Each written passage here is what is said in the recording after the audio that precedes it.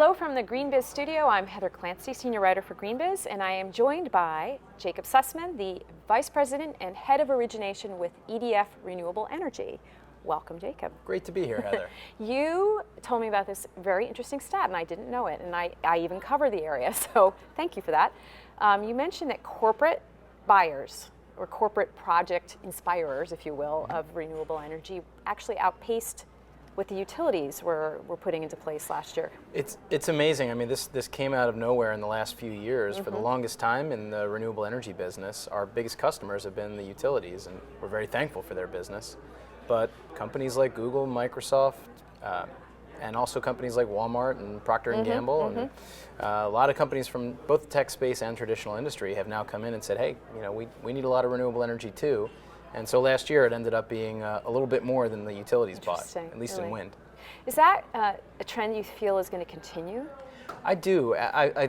Last year was a very, very big year, and I can't guarantee that it'll stay at the levels that it was in 2015, but I think a solid third to a half of what we do year on year in renewable energy is increasingly going to be done with corporates. Right. So is that largely tied to the incentive environment, or is it really sort of happening beyond that? This is another great American success story of setting up an industry with a little bit of support from the government so that it could eventually survive on its own 2 feet. And I actually think a big part of the reason that the corporates have gotten so engaged in renewable energy purchasing is because it's on a long-term path to stay cost competitive with or without the incentives.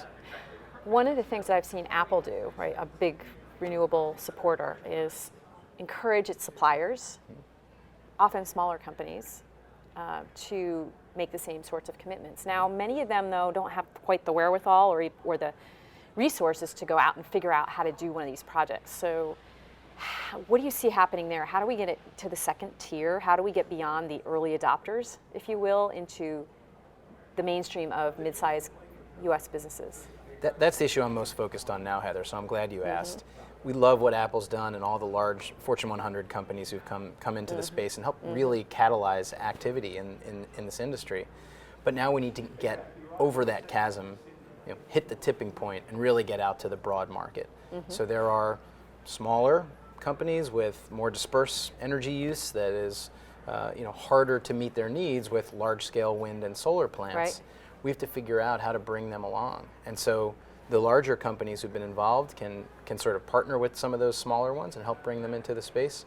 But there's lots of other opportunities as well that we're looking at solutions to fix that. What do you think is the most viable avenue? You mentioned partnerships, so can you get into that a little bit more deeply? You know, there's still nothing better than a single or a group of some of those buyers with a smaller appetite getting together around a single wind farm or a single solar plant. We're seeing more of that happen. But there are also other alternatives, and you can see some underwritings that'll take place, some syndications, but also, again, small guy partnering with large guy is a good outcome as well. And what policies need to change in order for it to become more mainstream? Are we going to just take that out of the equation, just focus on the capitalistic intent? Well, without getting too much into the rabbit hole that can be state policy in renewable energy, there are some states that are very heavily regulated, where there's maybe just a single utility or two. We need to kind of break the hegemony in those states and make it easier for some of those corporate buyers to come in and transact. So we're seeing a lot of good activity and good discussion around that. I'd like to see that move a little bit faster. So what role can your company play in helping inspire these projects? We've been very proud to be involved in this trend of corporate buying from the start, really. And today we have number 1 or number 2 market share, depending on how you measure, of corporate purchasers in renewable energy in North America. So we see our role as really just being a trusted advisor and partner of both large and medium-sized corporations as they decide to come into the renewable energy business. Excellent. Well, thank you for helping inspire that. Absolutely. And thank you for joining us in GreenBiz Studio. Oh, it's been great.